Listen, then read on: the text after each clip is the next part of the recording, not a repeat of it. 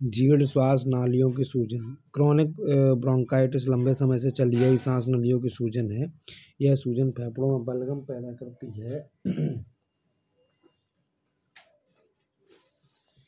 बलगम पैदा करती है, जिससे बार बार खांसी चढ़ती है और सांस लेने में मुश्किल होती है।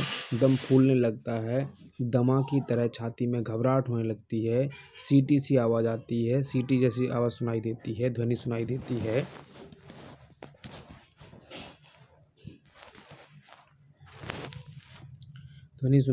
है।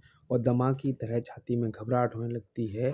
ठीक है ना। ऑक्सीजन फेफड़ों में पूरी मात्रा में जज्ब हो जाती है, जिससे शरीर में ऑक्सीजन की कमी हो जाती है और दौड़ भाग कर काम करने की ताकत नहीं रहती है।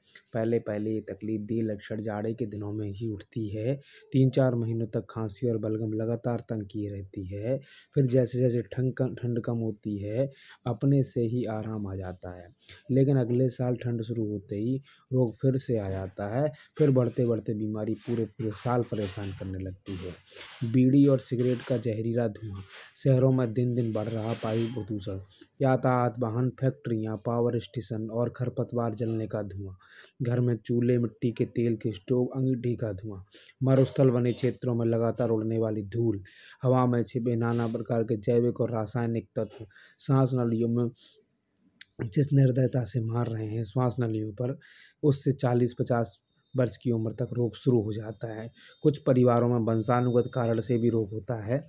संक्रमण, तीव्र श्वसनीय शोथ का अधिक समय तक बने रहना, संक्रमण युक्त टॉन्सिल्स, क्षय रोग आदि। घर में किसी को भी धूम्रपान की आदत हो, तब भी परिवार के अन्य सदस्यों पर इसका बुरा असर पड़ता है।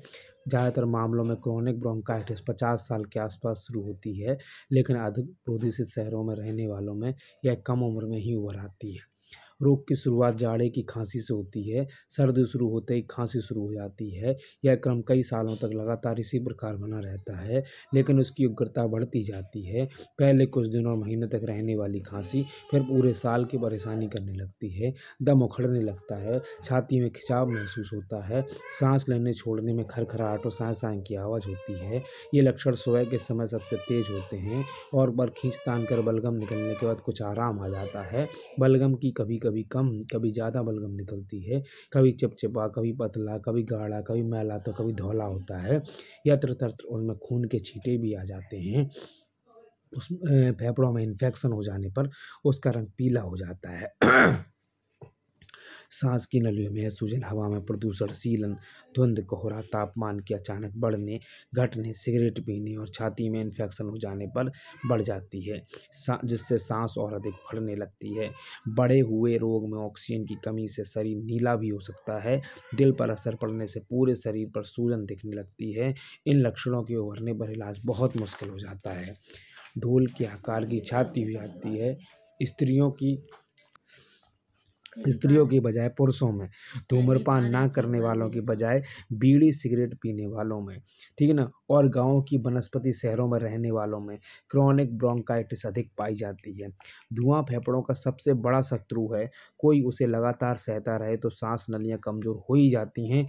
नलियों के भीतर साफ सफाई बनाए रखने वाले मुस्तैद रोए सुस्त बढ़ जाते हैं। श्लेष्मा की मात्रा बढ़ जाती है। सांस नलियों की लोच घट जाती है, उनमें सूजन आ जाती है और सांस के साथ हवा का सामान्य आदान प्रदान कम हो जाता है। एक बार लग जाने के बाद यह व्याधि पूरी उम्र पीछा नहीं छोड़ती है। कभी ये वो तेज हो जाएगी, कभी थोड़ी कम हो जाएगी, पर किसी में जल्दी तो किसी में देर से अंत में फेफड़े इतने कमजोर हो जाते हैं, इसका बुरा असर दिल पर भी दिखने लगता है। रोग का निदान सिर्फ लक्षणों के आधार पर हो सकता है। किसी को 3 महीने तक लगातार खांसी होती रहे, 3 महीने तक रहे और 2 साल में लगातार 2 बार ही क्रम दिखाई दे, लेकिन जांच पड़ताल करने पर उसका कोई दूसरा कारण ना मिले, तो इसे क्रोनिक ब्रोंकाइटिस कहते हैं। जांच परीक्षणों में सबसे उपयोगी पल्मोनरी फंक्शन टेस्ट इसके लिए होता है। उनकी मदद से रोग की गंभीरता का आकलन होता जाता है। छाती के एक्सरे से यह साफ हो जाता है कि फेफड़े में कहीं कोई इन्फेक्शन तो नहीं है, और खून की जांच से यह सुराग मिल जाता है कि इन्फेक्शन किस प्रकार का है। यह एक बढ़ने वाली बीमारी है, कभी कम व कभी ज़्यादा भी होती रहती है। इससे हृदय कार्डियक एंड रेस्पिरेटरी सिस्टम है, ये सब इन सब में भी फैल सकता है। अंततः इससे रोगी की मृत्यु भी हो सकती है। बीमारी बढ़कर वातस्फीति यानी एम्फीसीमा बन सकती है। एम्फीसीमा एक घातक और कष्टदायक बीमारी है जिसका इलाज संभव ही नहीं है। सबसे ज़रूरी है कि सांस नलियों का बिगड़ाव हम लोग रोकें। इन्हें बचाने के लिए धुएं, धूल और उन सभी तत्वों से बचें जिनसे श्वास नलियों को नुकसान पहुंचता है। अगर धूम्रपान करते हैं तो तत्काल उसे त्याग दें। इस रोग में अधिक मात्रा में गर्म तरल पदार्थ लें, भाप लें ताकि भीतर जमा बलगम तरल होकर बाहर आ जाए। फिर भी खांसी परेशान करे तो उसे रोकने के लिए कोई साधारण दवा दें।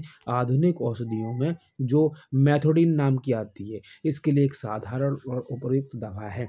तो दवा का नाम मैंने बताया, मेथोडिन नाम की दवा है, मेथोडिन। यदि सांस की नलियों में इन्फेक्शन हो, बलगम का रंग पीला हो जाए, तभी रसायन चिकित्सा करानी चाहिए। एंटीबायोटिक दवा शुरू कर दें तब, ठीक है ना। अगर इन्फेक्शन को नज़रअंदाज कर दिया तो रोग पूरी उम्र रहेगा और उग्र रूप धारण कर लेगा, जो कि मृत्यु में तब्दील हो सकता है। खांसी से आराम पाने के लिए कई उपाय किए सकते हैं। ठंड के दिनों में कमरे में हीटर जलाकर रखें। रोगी को समझाकर और चिकित्सा से हम लोगों को शोर से कम करना चाहिए। ज़्यादा ठंड या नमी रोगी को नुकसान पहुंचाती है। गंभीर अवस्था में अगर रोगी को अपना काम धंधा भी बदलना पड़े तो वह भी बदल देना चाहिए। सांस उखड़ने पर चिकित्सक की सलाह से जो ब्रोंकोडायलेटर करके होता है वो दवाएं लें। आधुनिक औषधियों में डेरिफाइलिन आती है, एस्थेलिन आती है, टेड्रोल आती है। इन सब से आराम मिल जाता है।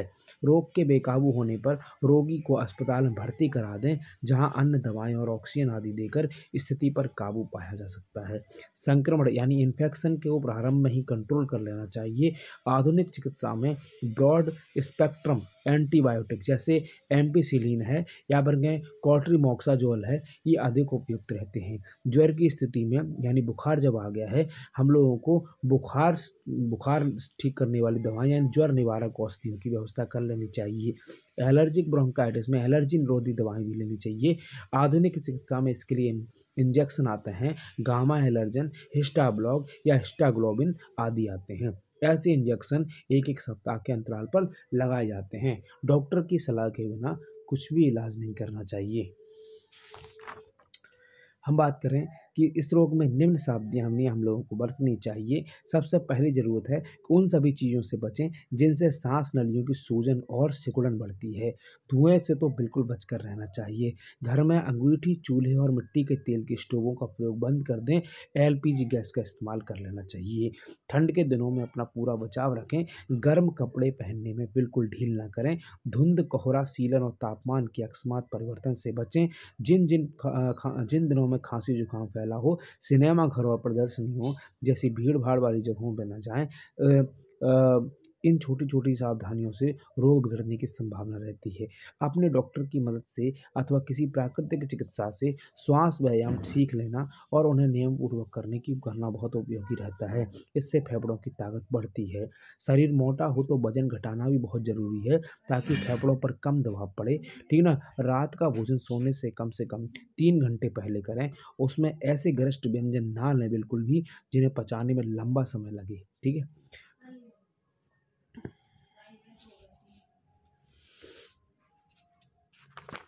इसके बाद हम लोग अपर रेस्पिरेटरी ट्रैक्ट इन्फेक्शन के बारे में चर्चा करेंगे।